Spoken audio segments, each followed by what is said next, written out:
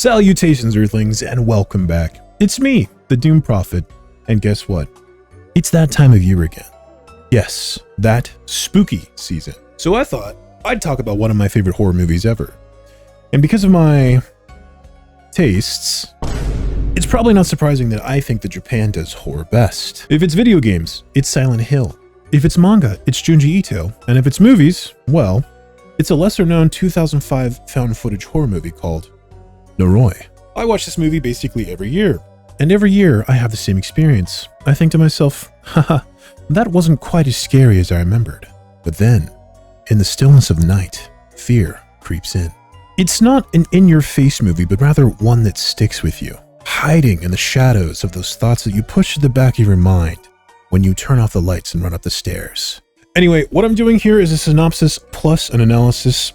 So I would prefer you just experience this movie for yourself. So if you want to take a blind faith recommendation from anyone on the internet, I mean, don't I look like I know what I'm talking about? Hi, it's me, Darcy the Doom Prophet, and I have mounting medical bills. Because of my desire to continue affording to have internal organs, just kidding, it's some other less sad reason. Because of my desire to continue paying the bills, I made a product. Look at that, it's a shirt. Do you see the resemblance? Look. Yeah, so I made a shirt. It has like two variations, I think. This is the heavy cotton boxy tee. But there's also just like a regular t-shirt. I guess you want to see what it looks like on a human, huh? Yep, it's a shirt. Whoa, look at that. It's as above, so below. Double bicep. Oh. JoJo pose? All right, with that said, let's begin. However, if at any point this starts to sound interesting, just go watch the movie and then come back. So this is a found footage movie in the sense that it's mostly comprised of documentary footage.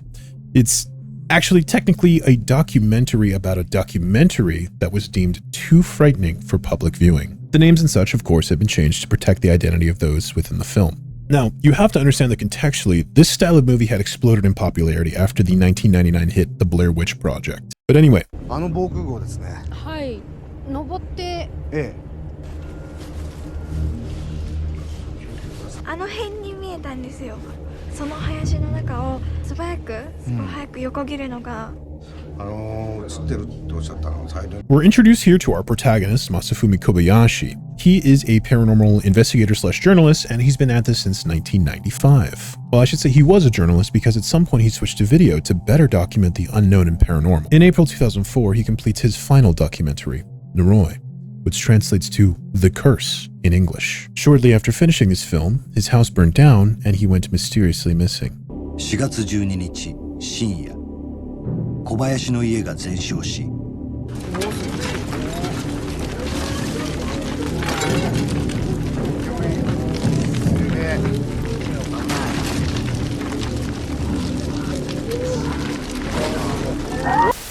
We now begin watching the documentary that Kobayashi completed shortly before his disappearance. But I think it's effective because we're watching a man's last work after his mysterious disappearance and the death of his wife and the fire that burned down his home. It gives you a strange, unsettling sensation, or perhaps makes you even question if you should be watching it.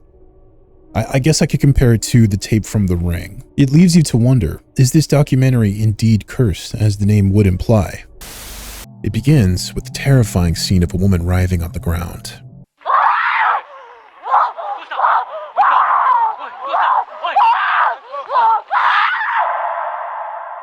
Then it hard cuts to this text. I want the truth, no matter how terrifying. This is actually a deep insight into the character of Kobayashi and will explain his actions throughout the film. But for now, the story takes us back to 2002 in Tokyo. Right now, we're visiting the apartment of a woman who hears the mysterious cries of children at night, despite her only neighbor being a 40-year-old woman with a son aged 6 to 9. Kobayashi pays this neighbor a visit, and this doesn't have to be a horror movie for me to tell you this lady is bad news. And as Kobayashi leaves, we get this chilling shot, accompanied by terrifying audio.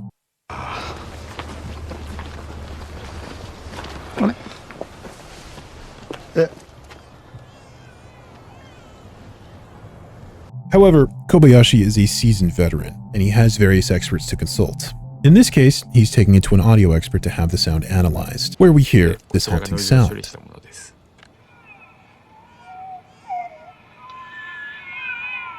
a sound the experts suggest might be comprised of the sound of more than 5 crying babies. After getting the audio analyzed, Kobayashi returns about a week later, only to find out that the strange neighbor has moved away. He investigates the neighbor, who of course has a disgusting unkempt yard. Doing some investigation, he finds out the woman's name was Junko Ishii, and then he finds this.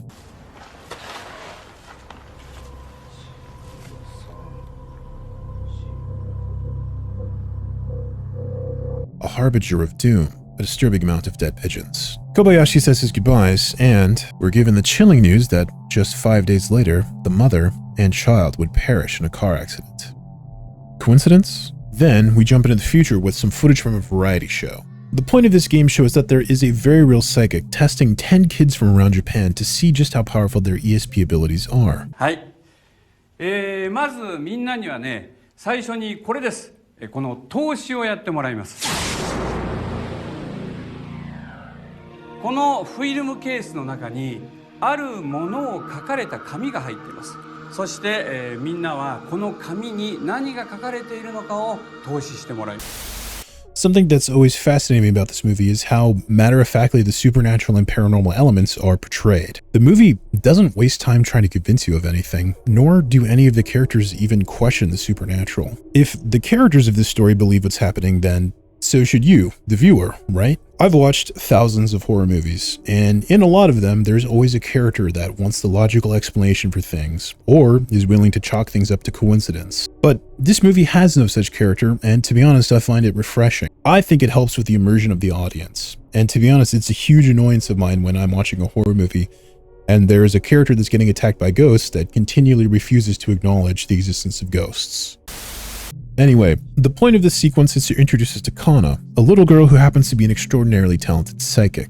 The children are given a glass bottle with a rolled up piece of paper inside, and then asked to envision the symbol on the paper. Kana displays shocking accuracy with these predictions, except for the 5th question, which is more than a little disconcerting. 文字でした。これは全然違いましたね。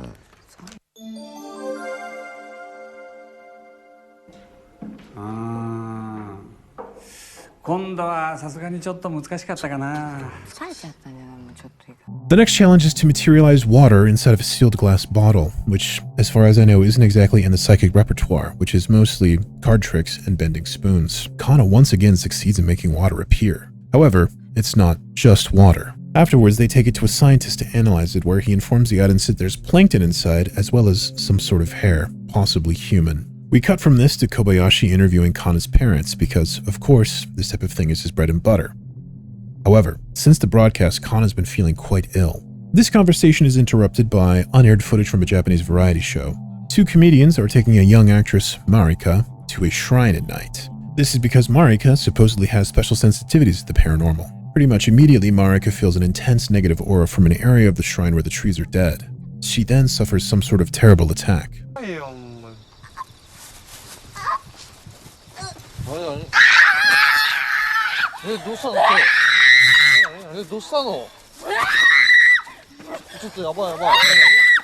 It cuts again to a horror event where they are showing this footage, which is an interesting way to do a scene within a scene while still in the context of a documentary. This horror show features Kobayashi, Marika, the actress we just saw, as well as a new character named Mitsuo Hori. Hori appears to be the real deal psychic.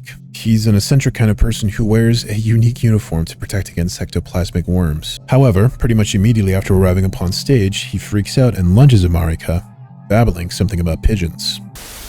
By now, you're probably getting a sense of the structure of the film. It's an interesting combination of footage. You've got television shows, interviews, filmed events, and then your standard man with a camera type footage. I think it's a pretty compelling idea to make a found footage movie that's comprised of various mediums of film. The story of Noroi is told entirely with clips and footage that have reason to exist in universe, or, as the movie would have you believe, in real life. The film only struggles 2 times to have a reason why the film's pointed at the action, and I'll talk about those later when I talk about criticisms of the film. Another thing to note is that if this movie was released today, it would be called a slow burn. It takes about an hour for the movie to really boil down to the central plot. And what we're watching right now appears to be unrelated clips and various vignettes of paranormal stuff. However, as we continue to watch, we'll realize that These seemingly unrelated threads are slowly weaving themselves into the narrative of the movie. I also think that the unique storytelling device of this movie contributes enormously to the atmosphere and rewatchability. If there was a channel I could go to or a place I could go to just watch clips of this nature, you know, these variety shows or the interviews about horror, I would be watching that kind of stuff all the time, but I digress. Kobayashi meets up with Marika because he's got his hands on the uncensored footage from the night at the shrine. Marika confesses to Kobayashi that since the visit to the shrine, she's felt unwell and finds herself doodling strange patterns on paper while she zones out. He then reveals the uncut footage from the visit to the shrine.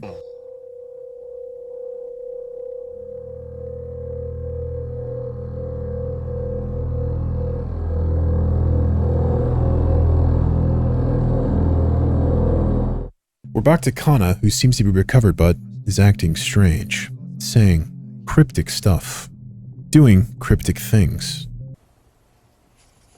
多分ね、もう全部ダメなんだよ。それはどういう意味？ We're back to random variety show footage, which shows a reporter going to visit none other than Mitsuo Hori, the disturbed psychic. He can see the future and suffers from attacks from ectoplasmic worms. Now we're back to Kobayashi. Unfortunately, Kana's been missing for about a week. The parents recall a strange man wearing aluminum foil hanging around. I wonder who that could be. The only clue left is a flyer with Kana's handwriting saying help on it, as well as a strange pattern drawn on. Kobayashi immediately goes off to investigate Hori, but Hori says that Kana was eaten by the ectoplasmic worms. However, in a psychic feat, Hori is able to take the clue that was left by Kana, and with it is able to envision a particular place, which he then sketches down. During this apparent remote viewing, Hori begins to freak out and mentions something called Kagutaba. Kagu? 何のことですか？おじさん、落ち着いてください。落ち着いてください。大丈夫。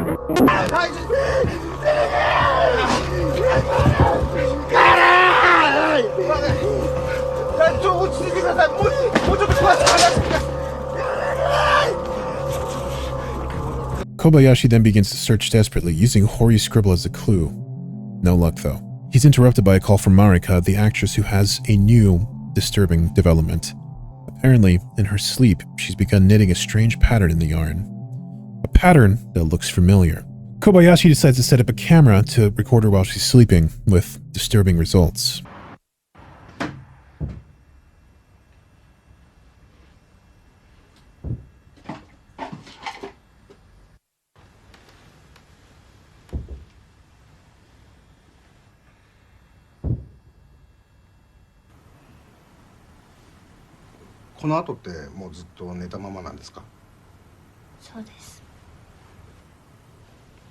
Marika reports hearing a strange banging sound in the night, but with no other clues, she decides to ask her upstairs neighbor, a girl who's from the same acting agency. Unfortunately, she has no clues to offer, and apparently didn't hear the sound. Kobayashi is back on the hunt for Kana, and he believes he's found a place with Hori's clue. He knocks on the apartment, which apparently belongs to a man named Osawa, and hears strange noises coming from inside. However, no answer. On the exterior, Kobayashi can see an apartment with an awful lot of pigeons. And then he's treated to this bizarre sight. 出てきた。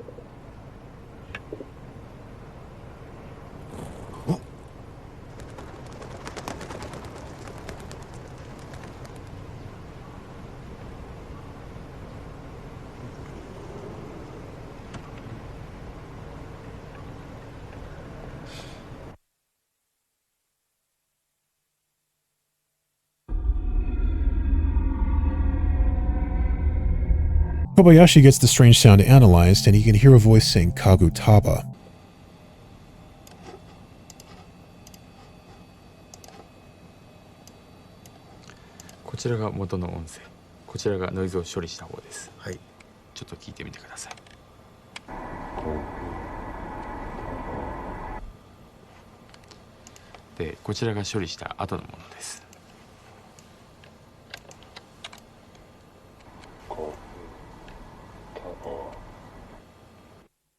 Marika is able to connect this to the voice that she heard at that night at the shrine. He then goes out on a hunt to see just what the word means, because no one knows. He meets up with a historical expert who says there was once a village named Shimokage that now lies submerged by a dam.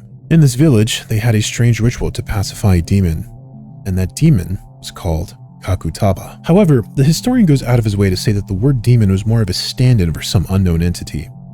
The word Kagutaba is formed from the symbols disaster, tool, and spirit. According to legend, sorcerers in this village developed a strange kind of magic that allowed them to summon this entity, Kagutaba, to defeat their adversaries. However, eventually Kagutaba no longer obeyed their command and would do evil of its own accord. The sorcerers banded together to defeat Kagutaba, but only succeeded in sealing it underground. A ritual was performed yearly to keep Kagutaba sealed, but upon the flooding of Shimokage in 1978, obviously the ritual was discontinued. Kobayashi then consults another local history expert who might know something about the rituals of this village. Fortunately, the head priest that conducted the final ritual asked that it be filmed. It's shown that the entire village of Shimokage was extremely superstitious and participated in a tradition where they hung sickles above their door. The ritual is then shown where an actor symbolizing Kagutaba is pacified by a priest. この鬼を鎮めるのが祭りの目的なんですよ。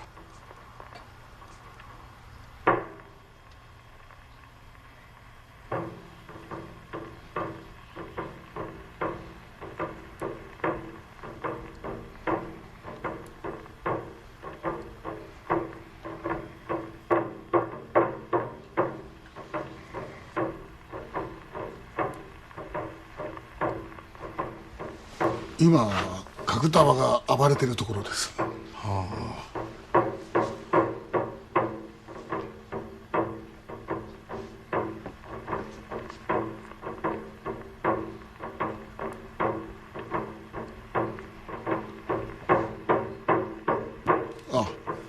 あの人が神官の石井さんです。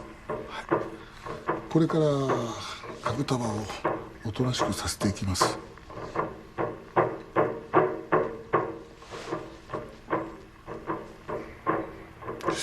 この後神官が One bow, 4 claps, 1 bow. Kobayashi wants to meet the priest Ishii from the film, but unfortunately both he and his wife have already passed away. However, their daughter, the one portraying Kagutaba in the film, has recently moved back from Tokyo.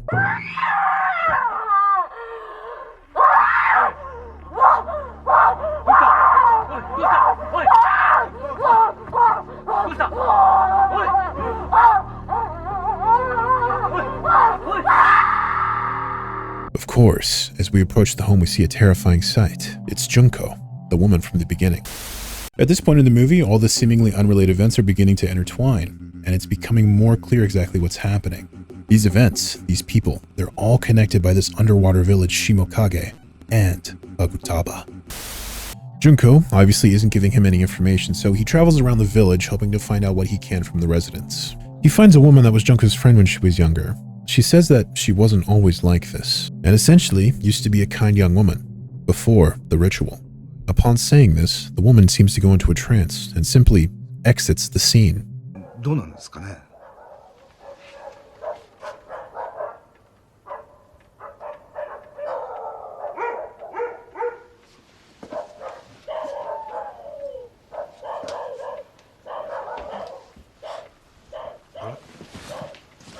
あ、ちょっとすいません。あ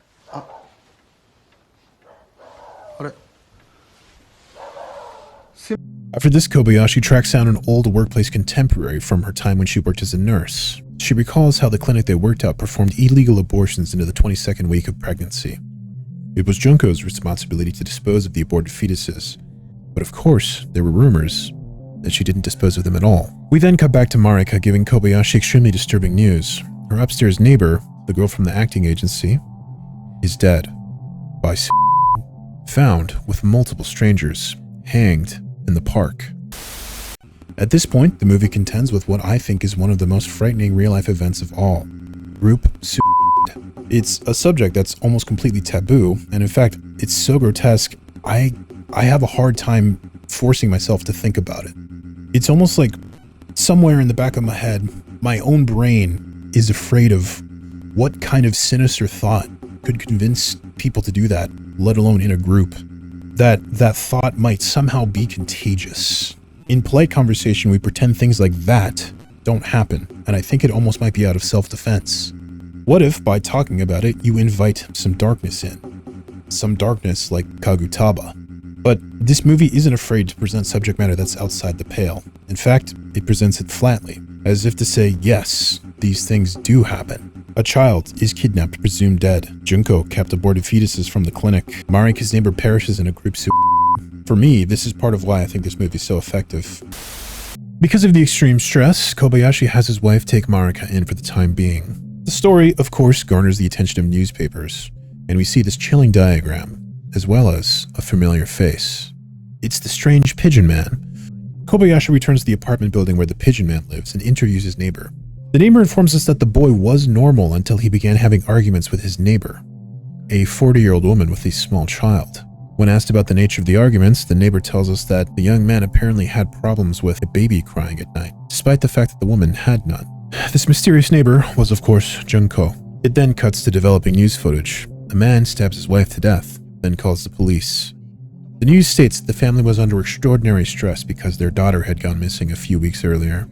Marika is currently living with Kobayashi's wife, Keiko. They're enjoying a gourmet lunch together, when suddenly...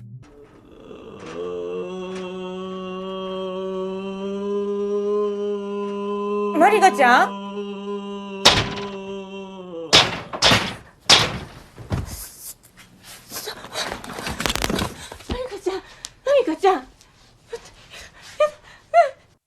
Marika regains her wits, but unfortunately she's convinced that she's the next to die.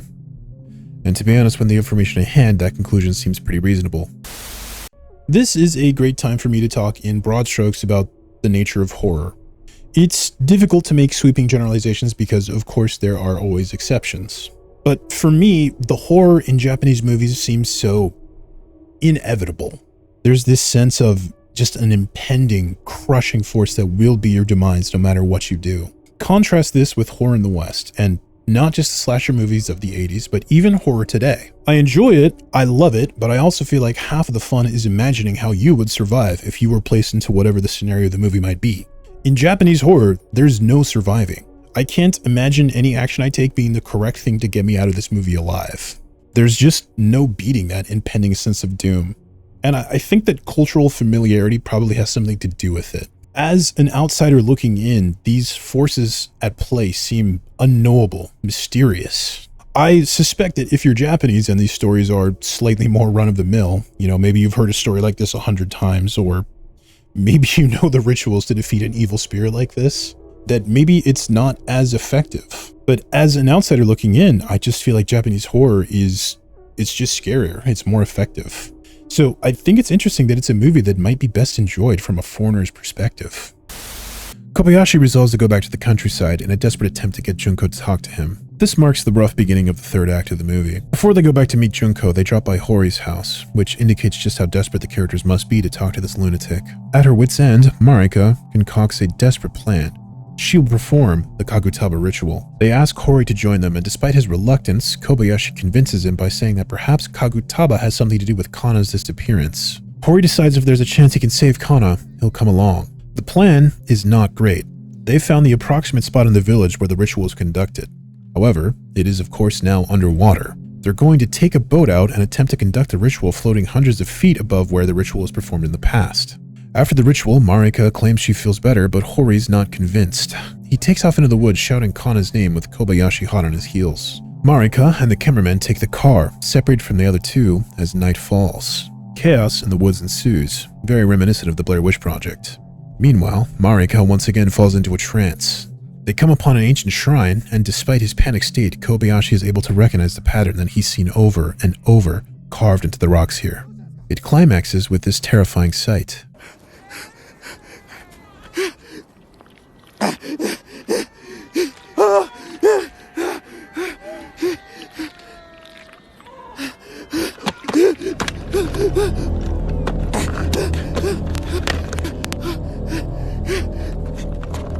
Now, despite this horrific scene, at this point the characters are all still alive. Hori and Marika are both rushed to the hospital, and Kobayashi eventually decides to just break into Junko's house. In the attic, he finds Junko dead.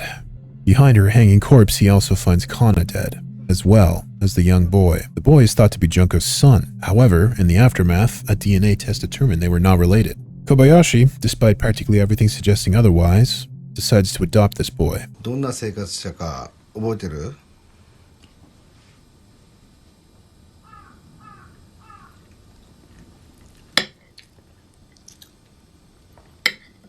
He's not very talkative, certainly not about his time with Junko. However, Marika appears to be free of her burden and returns to work.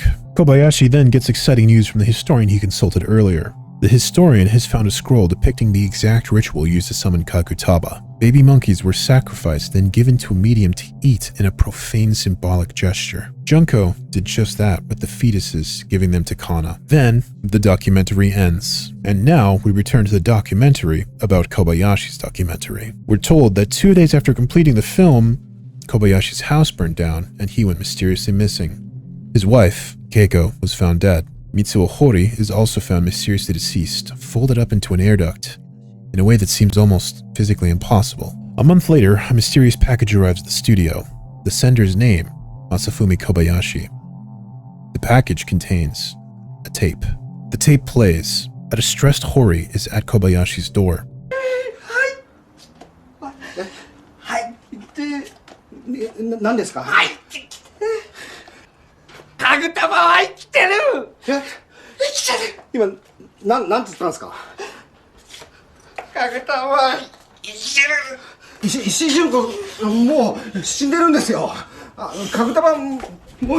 He claims that Kagutaba still lives. There's a scuffle and a fight where Hori insists that the boy is Kagutaba.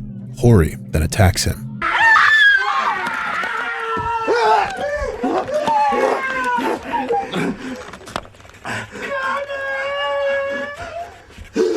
The boy, covered in blood, can briefly be seen as the terrifying Kagutaba mask. You can even see what looks like a spectral kana in the corner. At this point, the boy seems to possess or command everyone here besides Kobayashi, and all falls to chaos. With the house burning and the movie ending abruptly with the text, Masafumi Kobayashi is still missing to this day. Well, that was Noroi. What did you think?